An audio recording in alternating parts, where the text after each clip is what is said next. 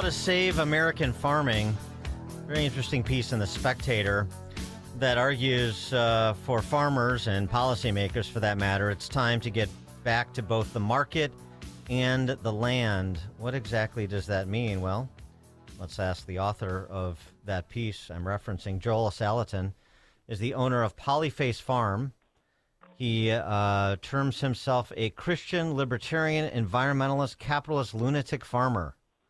Okay. And he's serious about it because he writes at thelunaticfarmer.com. So that is self-titled. Joel Salatin, thanks so much for joining us. Appreciate it. Thank you, Dan. It's an honor to be with you. Great to have you. So let's take this at least in two parts, if not more. The market and the land. Let's start with the market. And I know from your piece, but it's sort of, we have an intelligent audience. I think they know where you're going with this, which is in part subsidies, the dizzying array of subsidies, price supports, whatever term you want to apply to them, and the arbitrary nature of said in farming. Yeah, so the subsidies are protecting farmers from the reality of their bad decisions. This latest round with soybean subsidies, $12 billion. What it does is it wraps these farmers in insulation from the consequences of their decision. The fact is, the world is awash in soybeans. We don't need soybean, and so for the farmers to demand that they get paid for something that we have too much of is just ridiculous. And instead of adapting to the market, that's the reality of market, they're saying, look, I'm a soybean farmer. I want to be paid for growing soybeans, not looking at the market, say, well, what does the market need? And so the subsidies skew.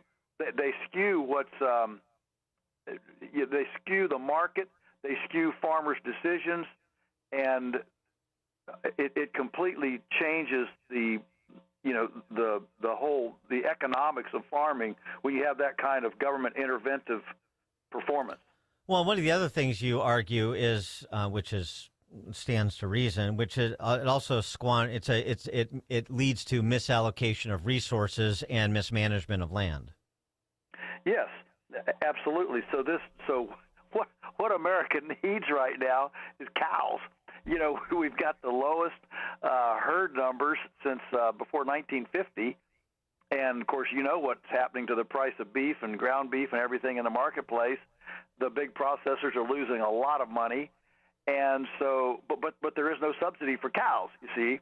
And so this is the reality of what subsidies do, is they so prejudice the market that we taxpayers end up subsidizing billions of dollars to something we don't need, while something we do need langers, and that's unfortunate.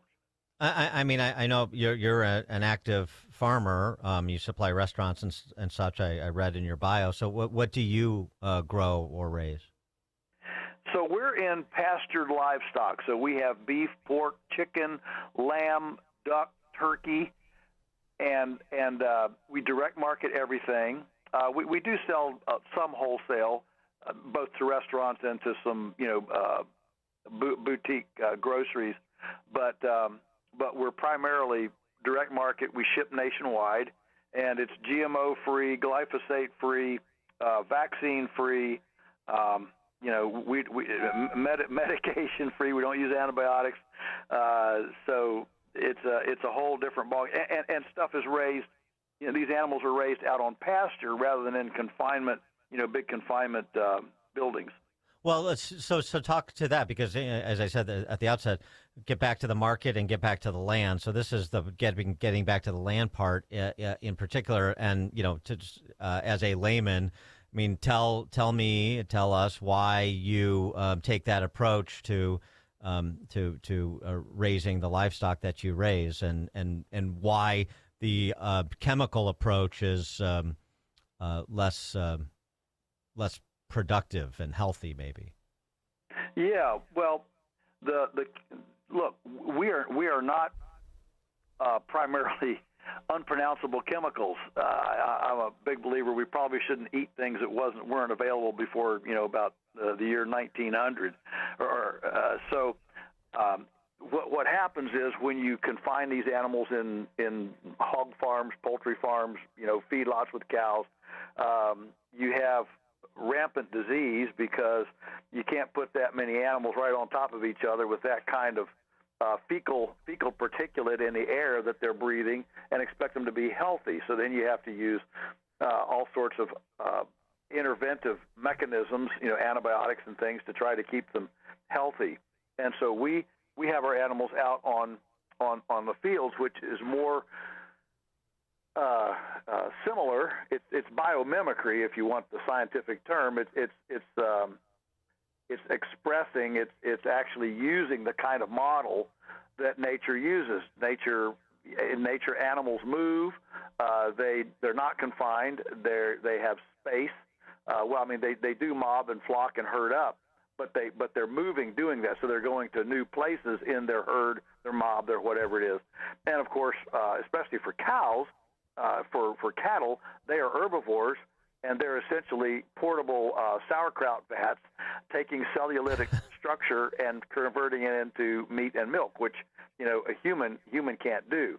So the ruminant animal is an amazing critter, and that's the bison that roamed the Native American prairie.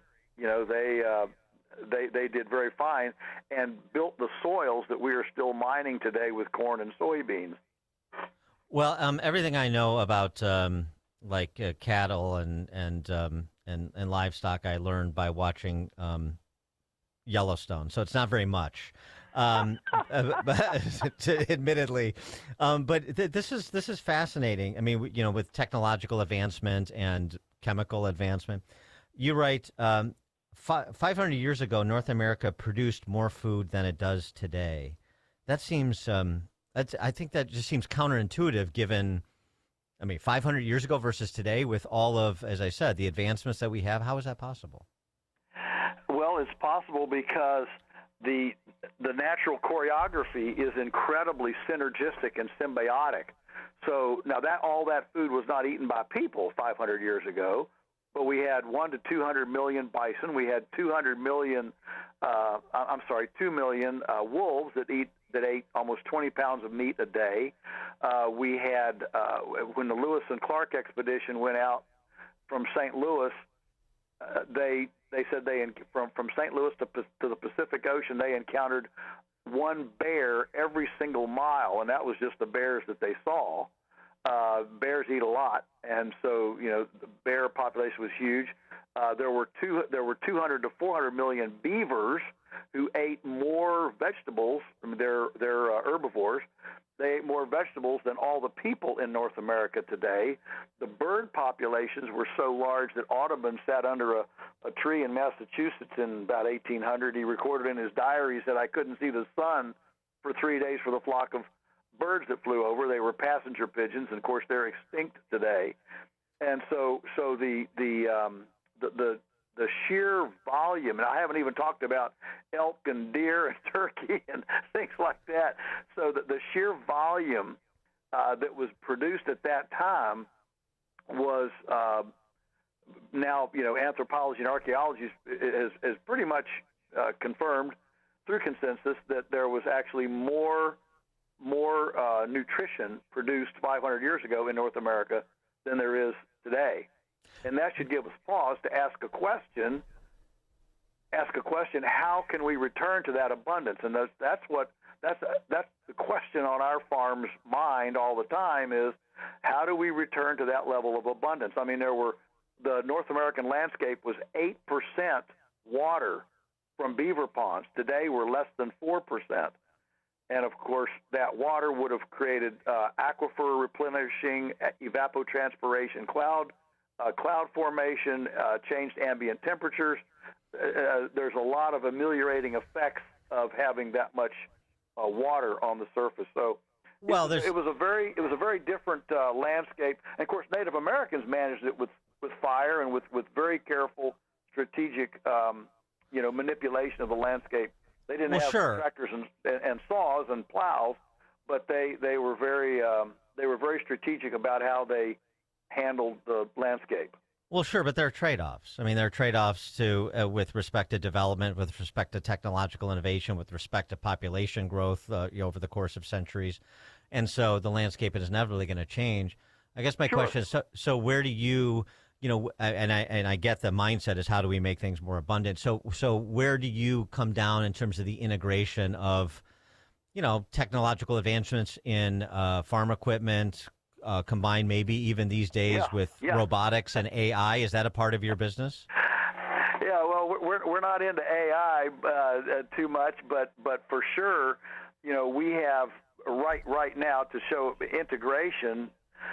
We're spending $7 to $10 billion a year dealing with wildfires, forest fires that are primarily caused by environmentalists who shut down radical environmentalists who shut down the chainsaws, and the biomass proliferates, and then everything goes up in smoke. If we would crank up the chainsaws and the chippers to actually harvest that biomass for composting, we could eliminate the entire chemical fertilizer budget of the United States, and we would actually grow soil and feed earthworms and have soil development instead of soil depletion, and that would be a major change of integrating our technology with nature, with the biomass, with the solar energy that's produced in solar energy. When it comes to cattle, typically, cattle, they're going to destroy the planet, but there was way more weight of animal in the world 500 years ago than there is today. So clearly it's not animals, it's the way animals are managed. So in nature, animals move, mob, and mow. They're pushed by predators and by fire and by flies and things.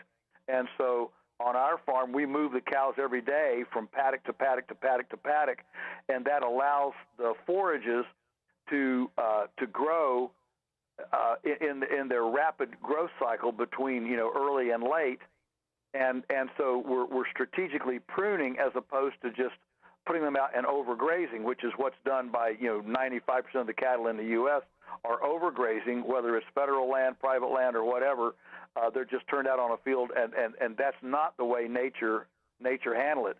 Nature moved these herds along, and that allowed the grass, the forages to regrow and rest between prunings. This is really interesting. I've got a lot of questions for you, but unfortunately we're up against it. If either Doug Burgum or Brooke Collins leave the administration, I'm going to nominate you for Interior or Secretary of Ag if you got some extra time on your hands. This is really interesting. I want to. We'll have you back because there's something we didn't get to, unfortunately, but just to put it out there is the consolidation of ownership in farmland, and I did want to talk to you about that, but that's going to have to wait for another time. Joel Salatin is the owner of Polyface Farm. He's a Christian, libertarian, environmentalist, capitalist, lunatic farmer, and you can read his writings at thelunaticfarmer.com, thelunaticfarmer.com. Joel Salatin, thanks so much. Appreciate it. Thank you for having me. And he joined us on the alphawealthgroup.com answer line. The stories you need to know to start your day. This is Chicago's Morning Answer on AM 560. The Answer. Every morning, students and faculty fill your school's hallways. And every morning, parents trust you to know who's there with them. With ID Supply,